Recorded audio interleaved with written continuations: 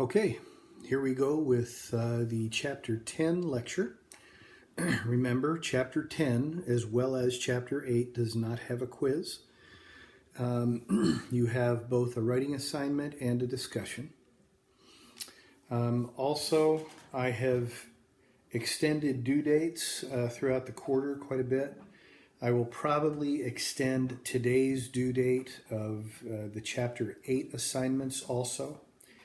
Chapter 10 assignments are due Wednesday night, and I'm not going to be able to extend any more of them because from Wednesday to the end of next week, we have 2 full chapters to cover, chapters 14 and chapter 15. And those are pretty important chapters. So I'm not going to be able to extend any other due dates. So please focus this last little bit and get things done, and we'll all get out of this quarter without too much distress. Okay, Chapter 10 is about developmental theory. Developmental psychology is about the study of human development from conception to death. Not birth to death, but conception to death. So we're going to start with prenatal development. That's in utero development, and we're going to go through the 3 basic developmental stages to start with. Those 3 stages are the germinal stage, the embryonic stage, and the fetal stage. The germinal stage begins the moment the ovum is fertilized.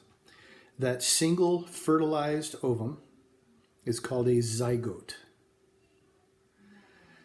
That is a single cell that now has the DNA of both ovum and sperm fused. And then it starts to duplicate. That duplication process is the germinal stage. It duplicates for 2 weeks. After about the end of the first week, the conglomerate of cells, all the same cell, having multiplied from that original zygote, begin to fuse to the uterine wall, and then that begins the process of the growth of the placenta. This is when often mothers will begin starting to feel some nausea early on in the process.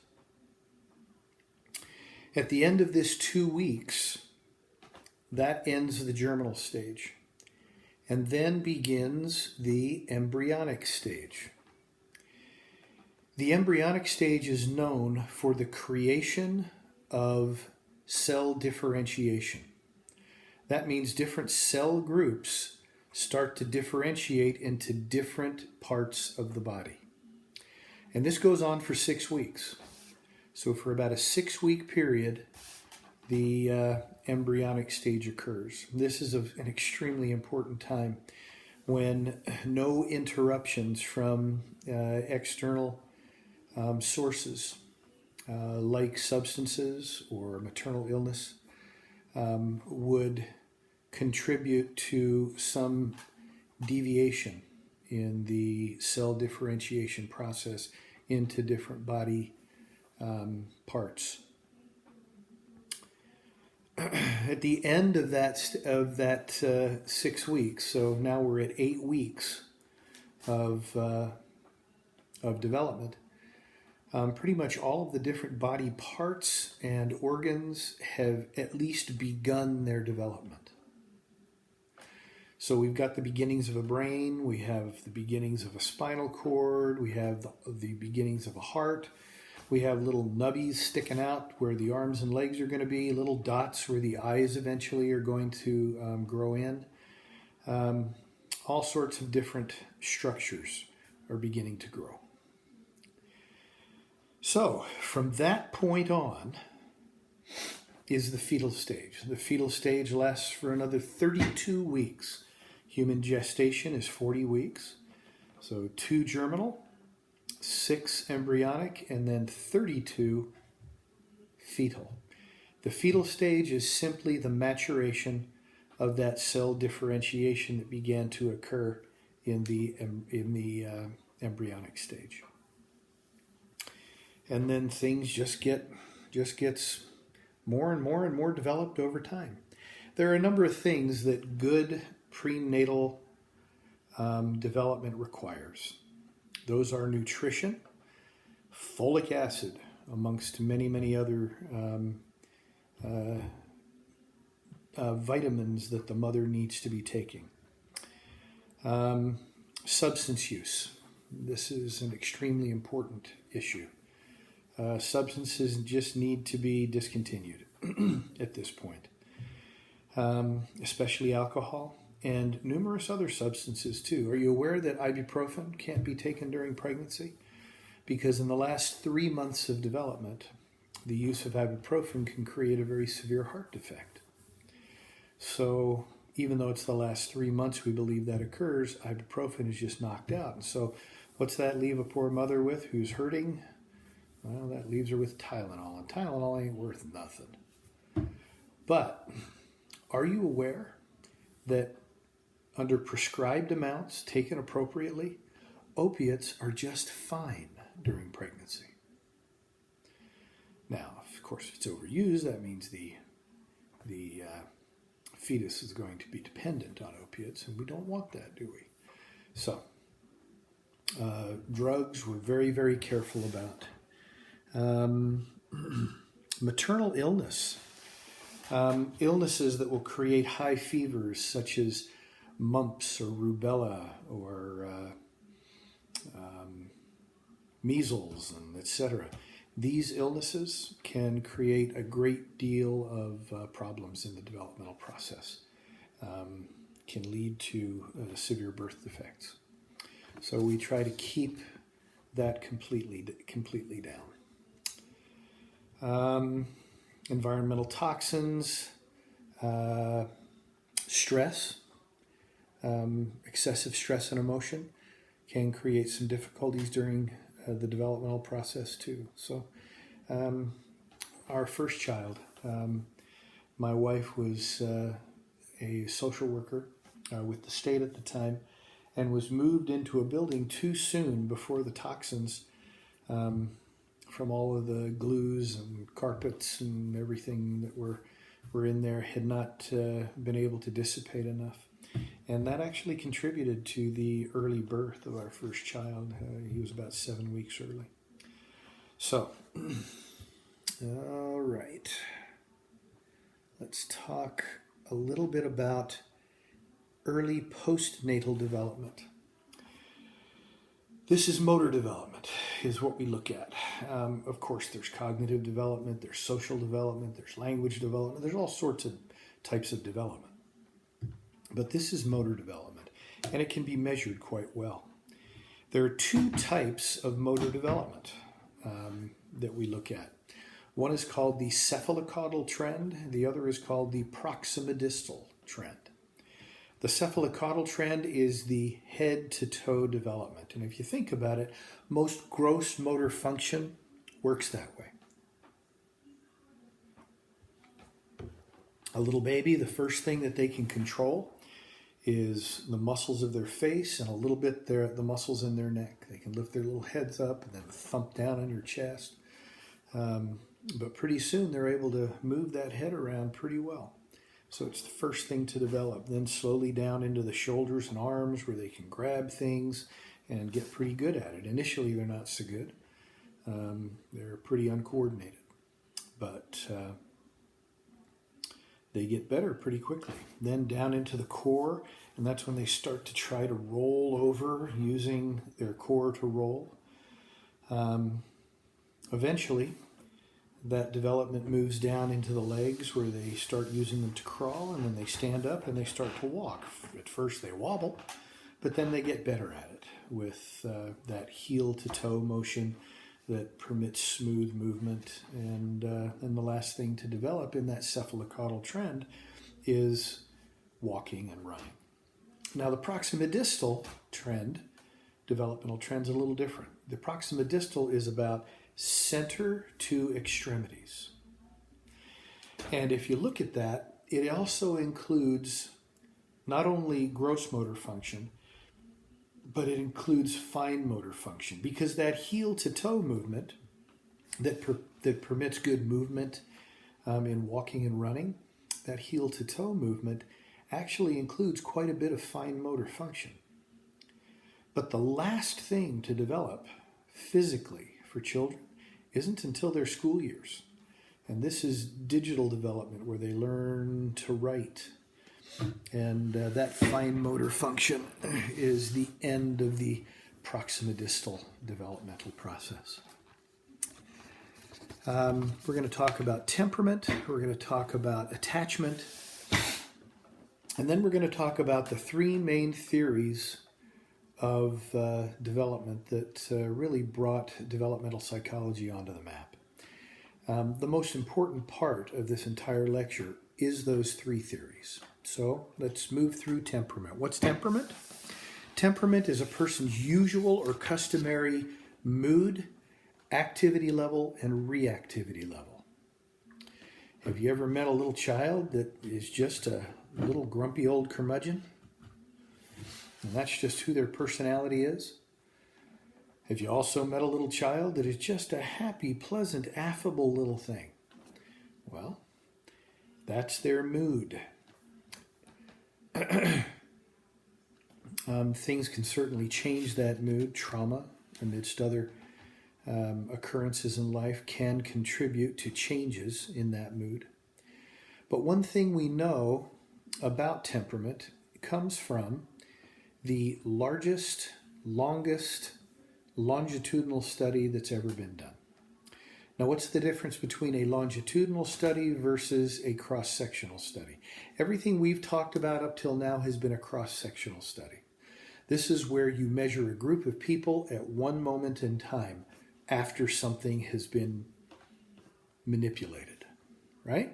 And then you measure them all. Well, that's one moment in time and using an independent variable. Well, in the case of a longitudinal study, there's no independent variable for the most part. There's simply repeated measurements of that individual over the course of time. This study was the temperament study by Thomas Chess and Birch. In the early 1940s, they selected 2,000 newborn infants at the Stanford University Medical Center and followed them through the whole course of their lives. Now, a few said, we don't want to be followed anymore, so there's always some attrition. And of course, quite a few of them have passed away at this point, if you're talking about 80 years having passed by, almost. But these individuals, most of them, have permitted themselves to be repeatedly measured over the course of time. And we know some really interesting things. The mood that a child is born with tends to be the mood that a child has for the rest of their lives. It just tends to be. Thomas Chess and Birch found 9 basic indicators of mood, activity level, and reactivity level. And they molded them into 3 different types of temperament. Now, of course, these are child types, and you can imagine how they would extend into adulthood. But they are the easy to raise child, the difficult to raise child, and the slow to warm up child. What's the easy to raise child? Very rhythmic, very predictable. They go to sleep at the same time, they take a nap at the same time, they eat at the same times, they poop at the same times, etc. It's very, very predictable. The easy to raise child is very affable, very pleasant, very enjoyable, easy kid to get along with. And the third major characteristic of the easy to raise child is that they react well to change. They don't get too distressed over change.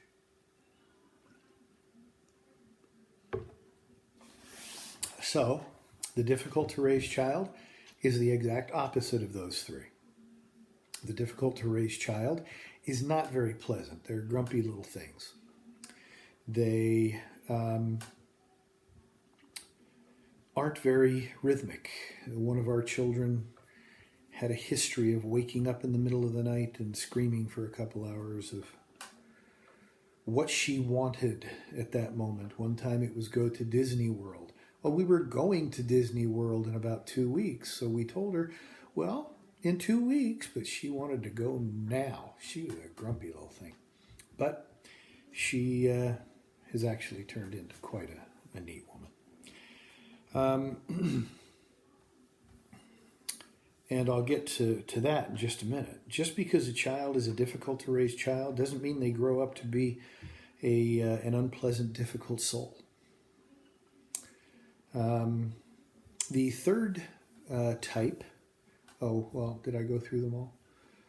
They're not very affable, they're not very predictable, and they don't like change. This is the child who you tell for a half hour in increments of 10 minutes that they're going to have to leave the playground soon. And then finally when you tell them, okay, now it's time to leave, they just scream at you because they don't want change. They like what they're doing.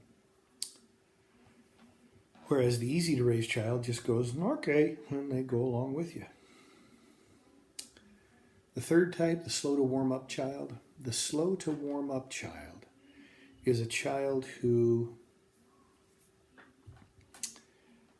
just doesn't engage real quickly. The slow to warm up child has difficulty with becoming too quickly connected to other people. They're shy. They hold back. That's not a bad thing. It's just different.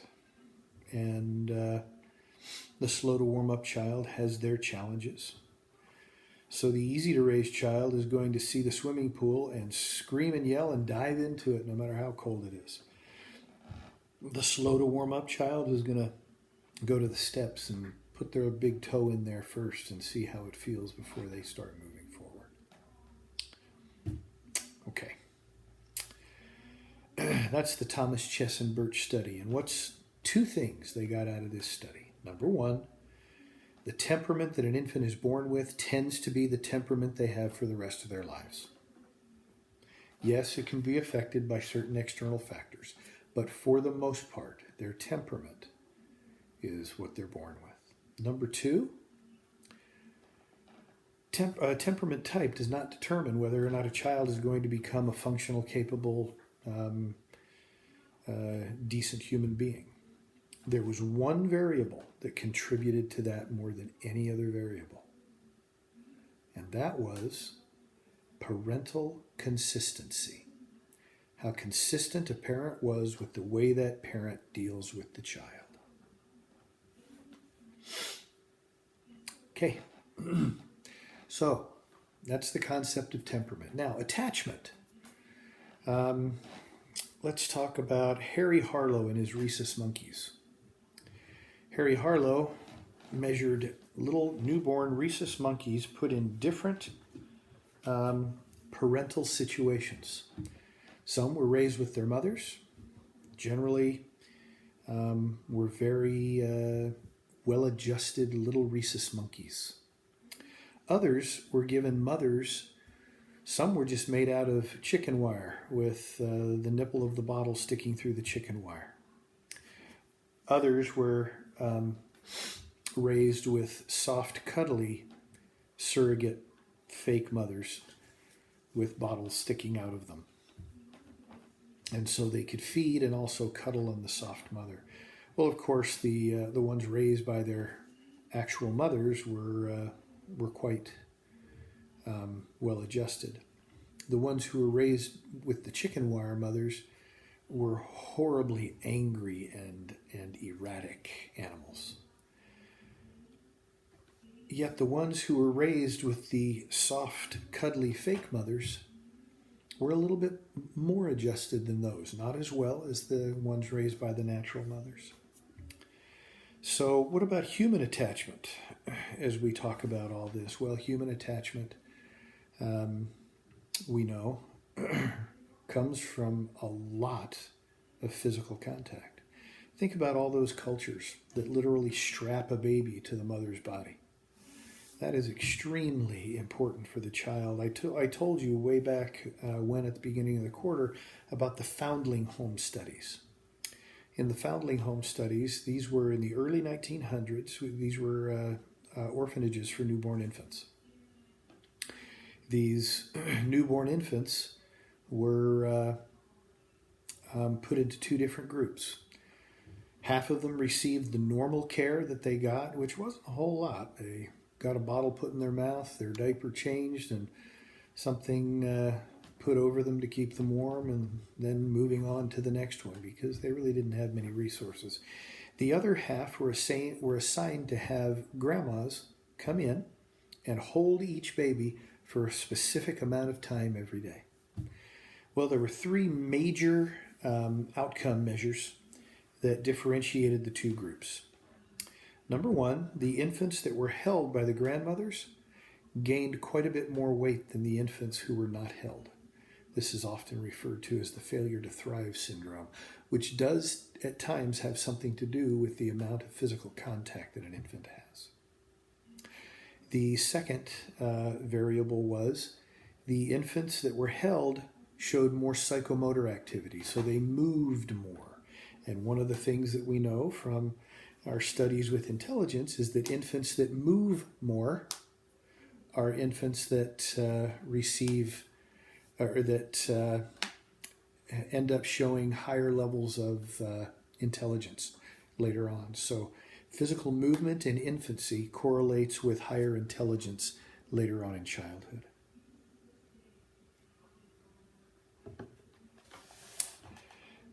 And then the third variable was, and this will sound a little strange right at first until you think about it for a moment, infants who were held cried more.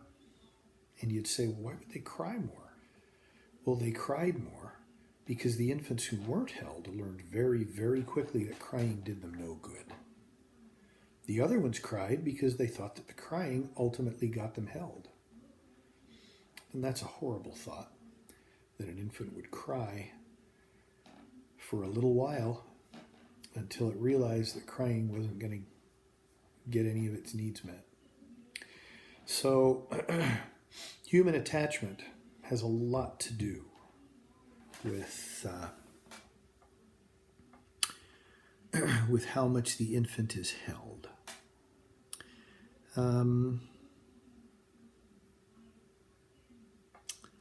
Let's see.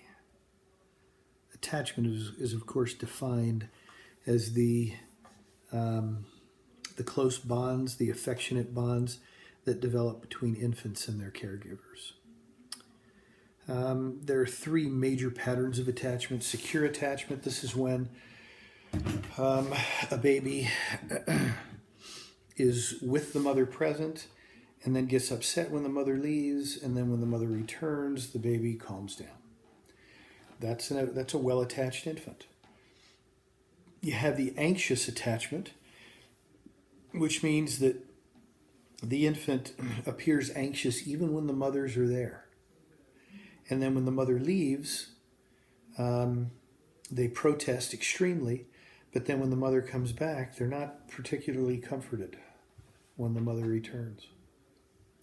And then finally, there's the avoidant attachment, or these are infants that suffer from what we diagnose as reactive attachment disorder of infancy and early childhood. So it's RAD, reactive attachment disorder.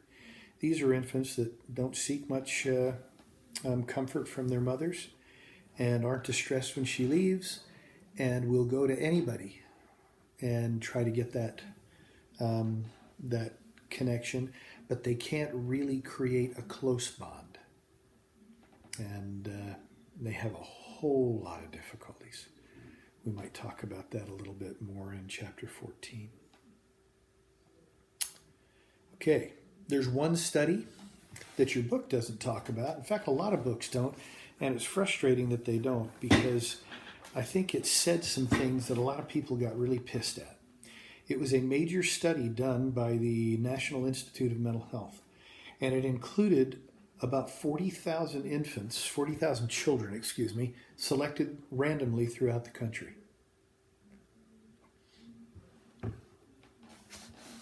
half of the children went to daycare during the day.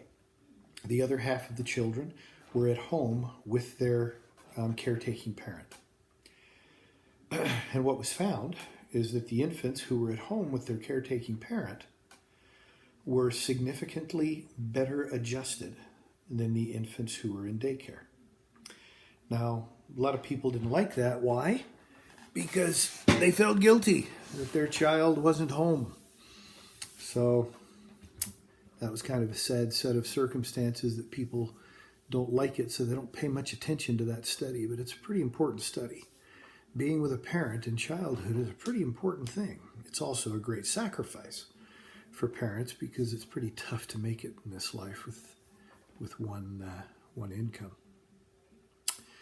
Okay, now we're going to talk about the three major developmental studies. This is Jean Piaget, Erik Erikson, and Lawrence Kohlberg. So hang on tight because we're going to move through them fast. Now this is figure 10.6 in your book. So we're going to start with Piaget's theory. He was the first one.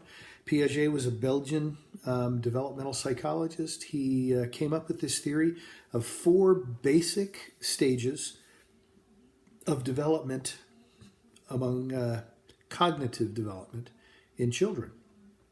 So this is from birth to through adolescence. So a lot of people have critiqued this theory, and it has some areas that deserve critiquing. For example, the second stage goes from age 2 through age 7. That's kind of a large period of time for as much change that occurs during those years. Many people think that should be divided in half at least. But the bottom line is people still refer to Piaget's theory a lot. And it has a lot to offer. So, first stage, this is called the sensory motor period. This is the first 2 years of life in which an infant learns through movement and sensation. So they're getting all this information that they've never gotten in before.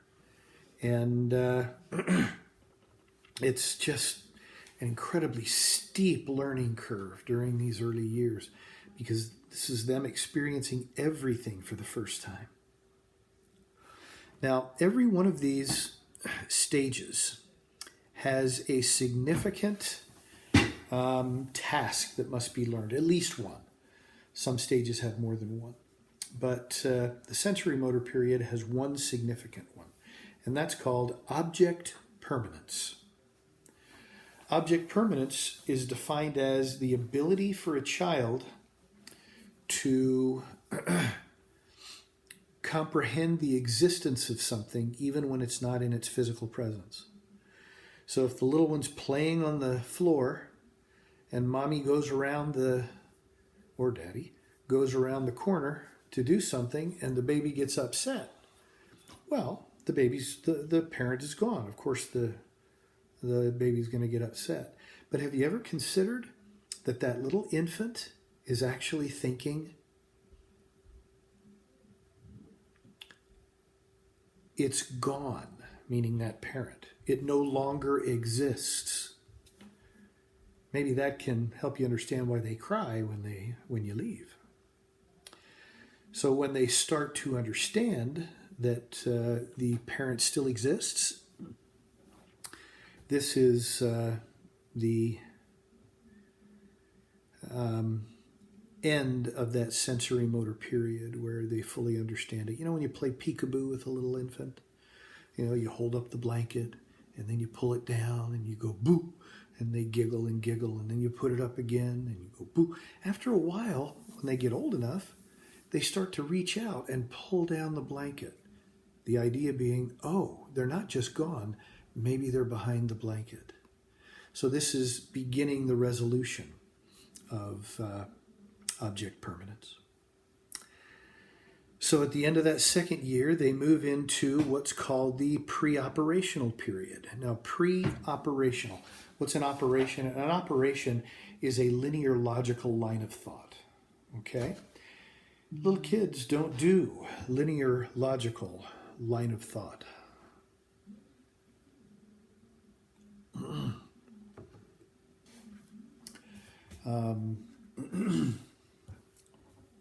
They haven't figured out how to do that yet.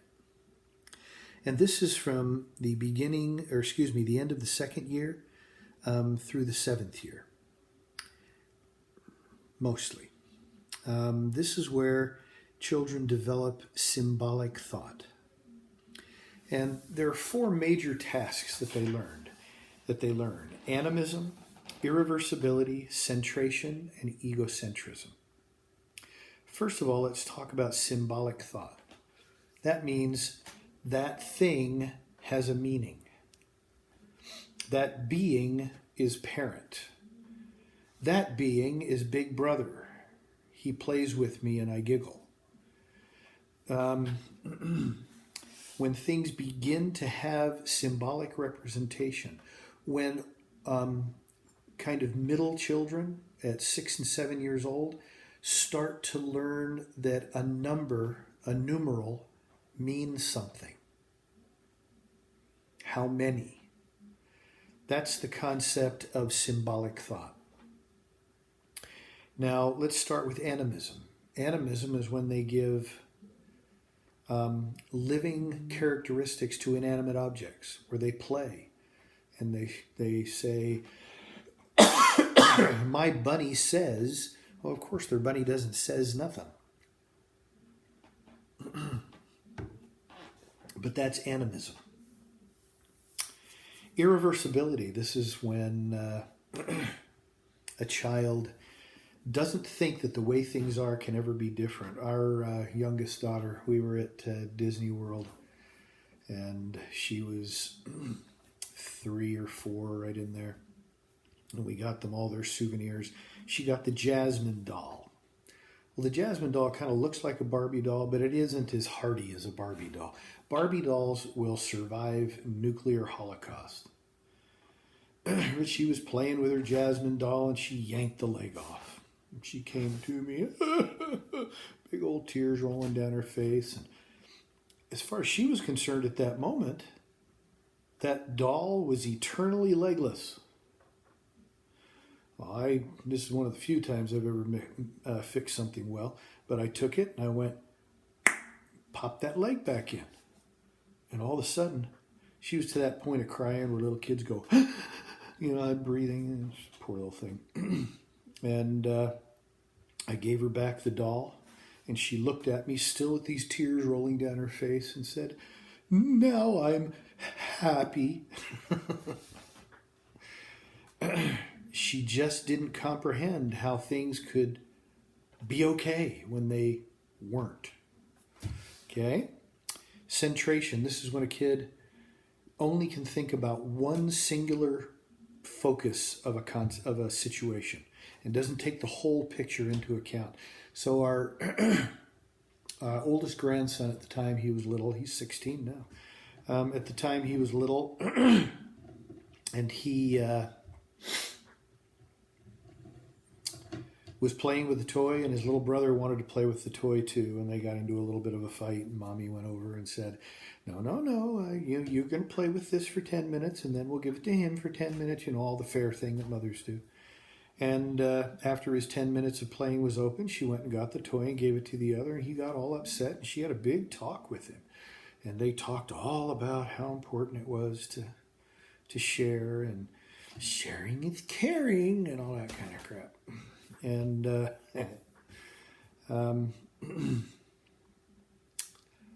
then when she was all done with her, 5-minute discussion with him about all that important stuff, what did he say to her? Can I have it now? So there was only one thing he could focus on. He couldn't get out of that. Egocentrism. Egocentrism is all about a child believing that everybody else in the world thinks the way they do, because of course they do, because everybody should think the way they do. Well, this same parent, the mother who instructed her son that he needed to share and care, and then said, "Let me have it," in centration, she gave a perfect example of egocentrism. uh,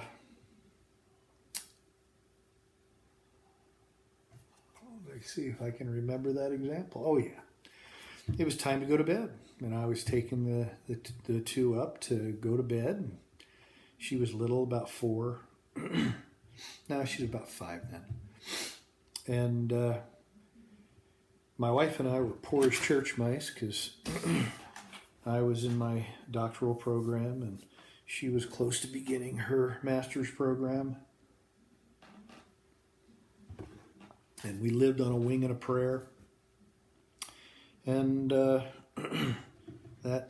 we had a date every Friday night. My wife and I have had a date every week, except for if someone was horribly sick and couldn't, which is rare. But literally every week for our entire marriage. 30 many years, and we've always gone on a date every week because you got to get away from those kids sometimes.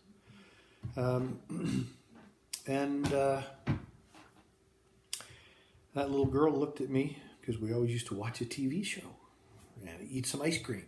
That's what we did. That's all we could afford. And she looked at me and said, "Are you guys going to watch Miami Vice?" And I looked at her and I said, "Are we going to watch what?" She said, "Miami Vice." And it took me about 10 minutes to figure out that she was talking about Miami Vice, the old TV show with Don Johnson. Bad TV show when you look at it now. Then it was really cool. But I said, no, honey, it's Miami. And she'd say, "Oh, yeah, you're Amy." No, Miami is a place. "Yeah, you're Amy." Oh, my gosh. 20 minutes I missed the show trying to explain to her what the heck Miami was. And it didn't work, and I just told her, "It's time to go to bed. I'll explain it later." But in her mind, the way she was thinking about it was the only way to think about it. That's egocentrism. Children have to grow out of those. That's their task during this period. They have to grow out of those things in order to be able to move on to the next stage. The next stage is the concrete operational period. Well, what's that mean? Concrete operations. Well, this is where they learn linear logical thought. This is when a child learns that 5 plus 2 equals 7, not just 5, 1, 2, 3, 4, 5, plus 2 equals 1, 2, 3, 4, 5, 6, 7. They actually start to recognize 5 things as a numeral and 2 things as a numeral, and they symbolically use them with linear logical thought. That's concrete operations. They also learn the concept of hierarchical classification, that this is a major concept and underneath it are minor concepts. They start to understand that kind of mental organization, which of course we talked about in memory is necessary for higher memory processes. Also, and much more important, they learn conservation, meaning that objects maintain their physical properties even though the environmental conditions around them may change. So what he did to show that, and you'll see this in your book, there's a picture of it, he would take 2 pitchers of orange juice filled up to a certain line, and you could see the 2 pitchers had exactly the same amount of orange juice in them, and he used orange juice because it was bright orange and could be seen. And then he would take one glass that was tall and slender and another glass that was short and stout, but they had the exact same volume. And then would take the 2 pitchers and pour them into the 2 glasses, and it would fill both glasses up to the top. And then the child would be asked, which glass has more? Well, they know they started out the same. Children who are young in this period, which goes from about 7-ish to 11-ish, almost 12. Children who are early in this period will say the tall one, because if it's higher, it's always more, right? When the child gets a little later 10th, 11th year, etc., they kind of look at you funny when you even ask the question, because in their mind, well, they started the same, they are the same, just in a different shaped glass. And they've got the concept of conservation. Now, the final stage is adolescence, and this is called the formal operations period. What's this formal operations period? This is abstract thought. When I do psychological evaluations, I give people a number of proverbs, and I ask them to interpret those proverbs. So one of them is, even monkeys fall from trees. So what's that mean? Well, a child who's not got abstract thinking yet will tell you, well, sometimes monkeys will fall from a tree when they swing in them. Whereas the child who's learned abstract thought, and this usually starts late 14, early 15, right in that range, they're the ones that say, well, even the best will make mistakes. That's abstract thought. So this is where they learn this abstract, specifically logical, even systematic thinking, where they learn to think more and more and more like adults. So that is Jean Piaget's stages.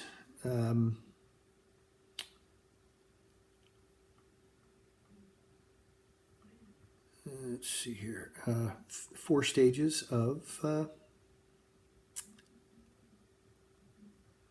cognitive development. Now let's take a look at Erik Erikson and his 8 stages of social development, psychosocial development.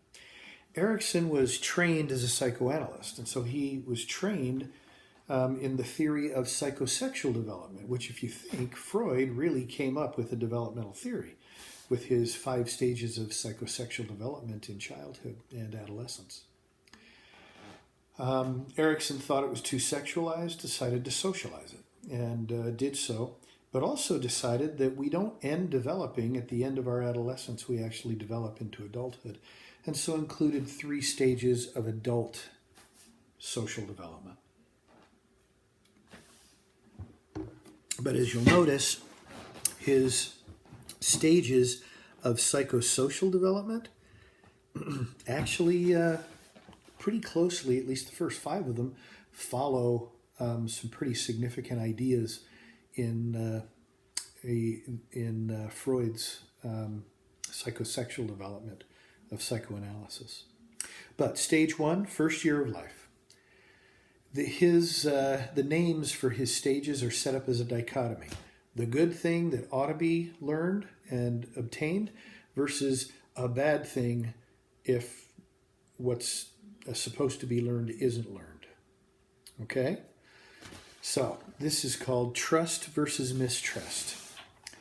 You know, can the child expect to be taken care of when it needs to be taken care of? When a child cries, an infant in that first year, what should happen? Well, that child should be picked up, taken care of. There's usually 3 or 4 things that need to happen. It's either hungry, dirty and needs its diaper changed, sick, cold, you know, whatever the case may be. But they're basic things that if you just take care of them, that little infant's going to be just fine. And they learn to trust that because their needs are constantly responded to as they should be. Now, the next 2 years, the second and third year, is called autonomy versus shame and doubt. Autonomy means learning to do things on your own. Now, this doesn't mean that, you know, a 2.5-year-old is going to go get on the bus and take a trip over to the Pearl District. This is minor autonomy. This is at the playground. The child will wander 20, 25 feet away from the parent, but only about that far. Most children who are well attached will wander that far away. Periodically, they'll look back, make sure parent's there.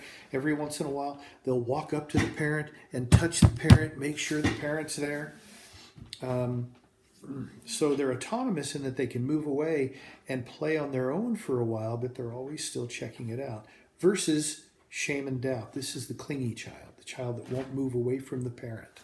This is the child that's anxiously attached, that always has a certain amount of anxiety. Stage 3, is initiative versus guilt. Now, this is the 4th year through the 6th year. So this is a 3-year stage. So 1 year, 2 years, 3 years. Okay? Initiative means, do they try things on their own? Or guilt means, I'm not going to try anything new because if I do, I'm going to get in trouble. So I'm just going to sit here and do nothing. In essence, it's, am I good or bad? This is the scary stage. This is the stage in which if a child is quiet for too long, you get really, really worried. Because usually they're out destroying something. So we have to be very careful about this. But they're destroying it good-heartedly, you know. Does this rock float? So they plug the sink, turn the water on, and drop the rock in it. It doesn't float, but they forget to turn the water off. Or they're creating a beautiful mural on a certain wall, or whatever the case may be. So you always have to be careful with that. That's the initiative. The guilt, they don't try anything. The next stage is industry versus inferiority. These are the school years where they learn to be industrious both academically and socially. Industry versus inferiority. They either excel or they feel like they're less than. And they don't do very well in that regard. The 5th stage, this is adolescence, 12 on, identity versus confusion. This is where aspects of identity are solidified. Not all aspects of identity, but basic aspects of identity.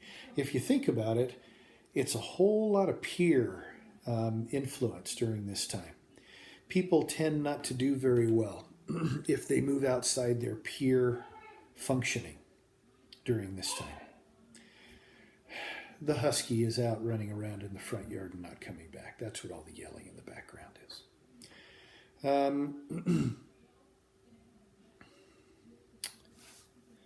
Let's see. What are the basic aspects of identity? Gender is a significant aspect of identity. Culture is a basic aspect of identity.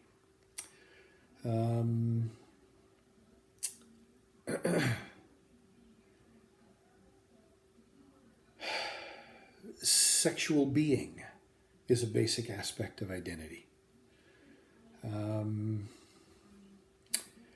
Our goals and desires for the future, basic aspect of identity. These are all goals of the future, or aspects of what we're going to be in the future. These things begin to be pretty well identified through adolescence into later adolescence. Then come the 3 adult stages.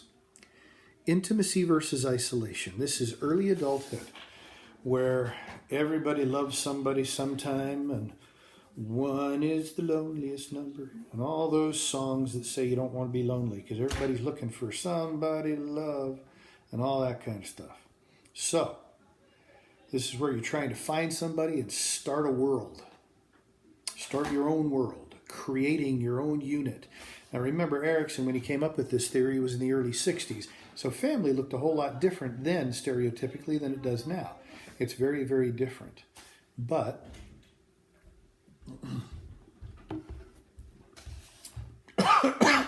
excuse me.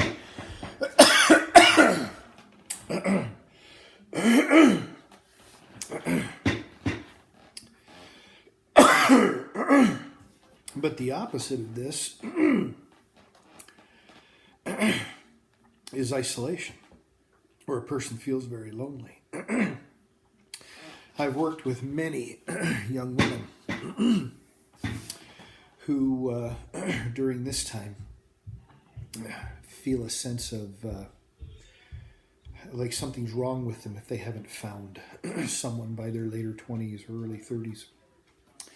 And after they tell me their stories with the ones that it didn't work out with, I just tell them they missed a bullet and that they're going to be just fine. And generally they are, because people usually find somebody to connect with.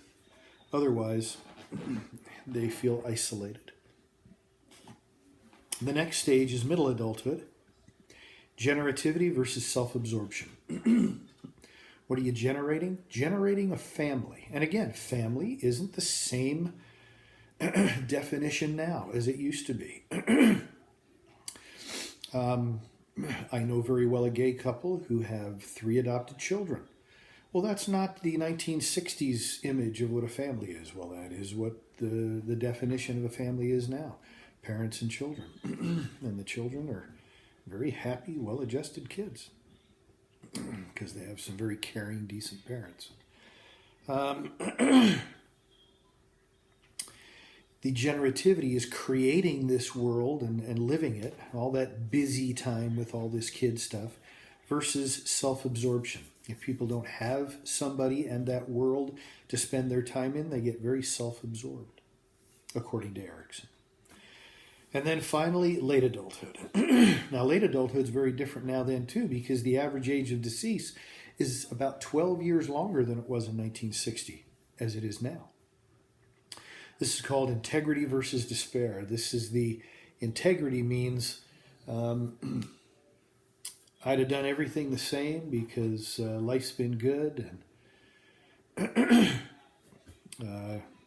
I'm feeling a sense of integrity and value in what I've done and what I've accomplished and how I've loved and influenced these people along the way. Versus despair, these are the people who say, dang it all, I should have spent more time at the office. No, not more time at the office. I should have spent more time at home with the people I love.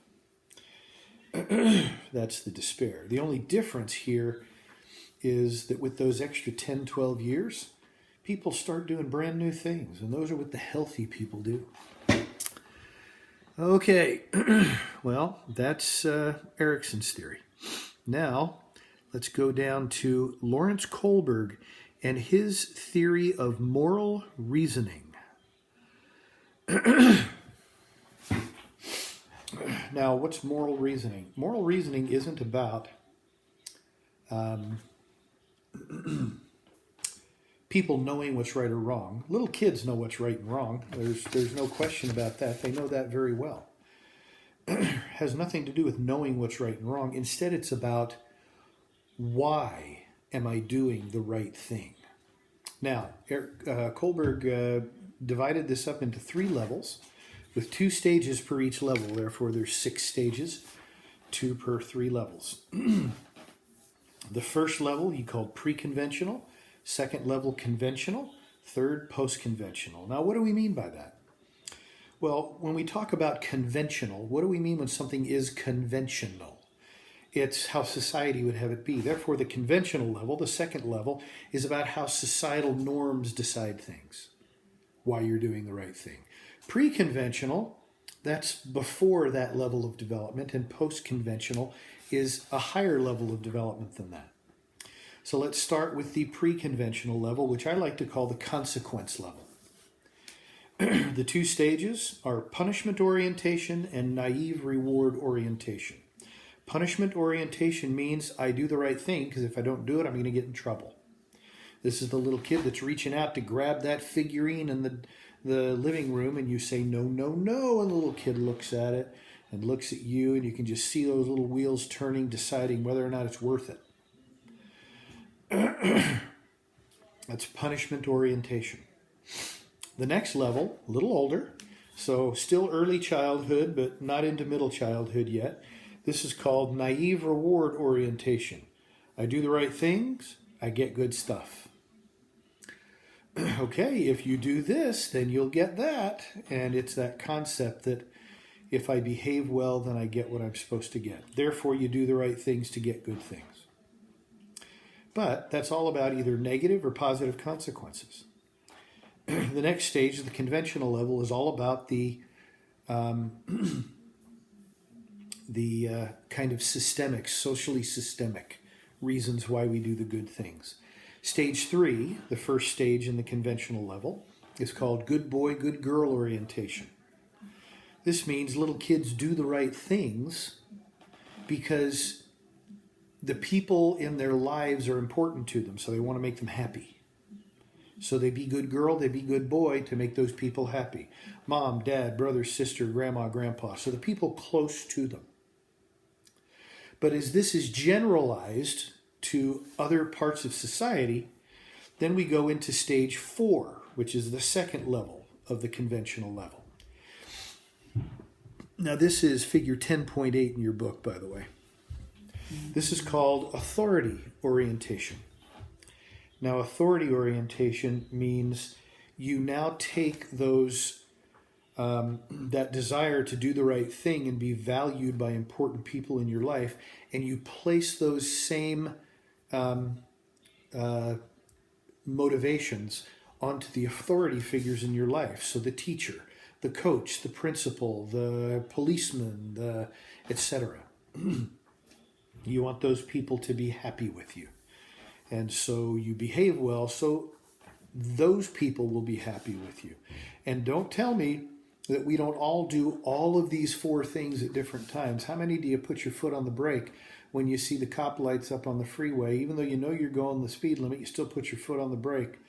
Everybody's worried about punishment orientation at some level still. And then you go up into the post-conventional level. And the post-conventional level is about ethics and principles. So this is doing the right thing for higher reasons. Stage 5, the first stage in the post-conventional level, and I like to, I told you what I like to call it. So this is called social contract orientation. The word social gets put in here and people get confused. Shouldn't that be back in the previous level? No. Social contract means these are my duties and responsibilities in the world. These are the world's duties and responsibilities to me. And if I do my duties, I tend to get the things that the world would want to give me. And it's not about what I get. It's about this is what's deserved and this is my duty. This is my responsibility in life. This is why people go into the service. This is why people go to the Peace Corps. This is why people volunteer to do things. Did you hear the story about the kid that went out in Buffalo and cleaned up a major downtown street? And this kid is known for just going and doing these things. He's a senior in high school. And he got his dream car and he got a full ride scholarship to a university in New York just for doing those things. Now, he wasn't looking for that, but that's what was given to him. So he did his duty.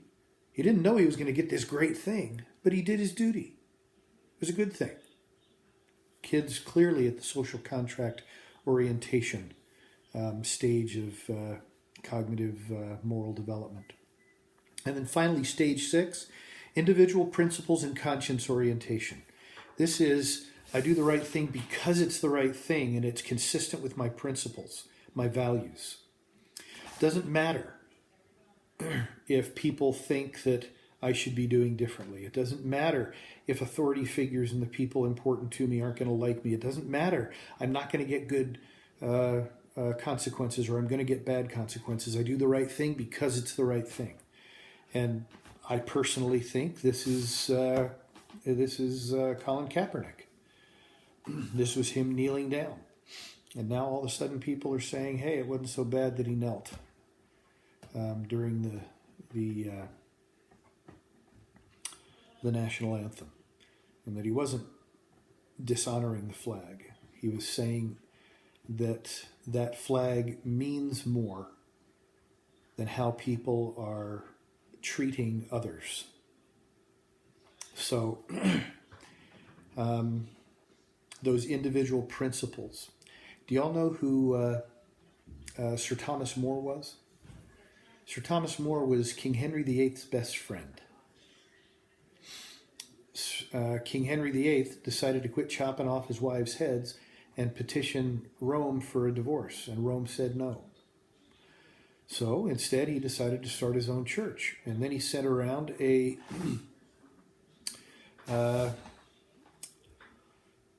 pieces of paper that all the important people in the kingdom were supposed to sign. Well, Sir Thomas More was the boyhood friend of King Henry VIII. He was his number one advisor, but he refused to sign because he didn't think it was right. Now, whether or not you agree with Sir Thomas More, this was Sir Thomas More living to his principles, and so he wouldn't sign it. And so they starved him in the Tower of London, and then just about when he was dead from starvation, they pulled him out and chopped his head off. Well, he chose to hold up his principles and ended up dying for it. Well, that's individual principles and conscience orientation. So there you go. There's the lecture on chapter 10. A little bit longer lecture, but let's get this stuff done by Wednesday, and the next module will be out for you for chapter 14. Work hard. Let's get this all done, and we'll see you again soon. Bye-bye.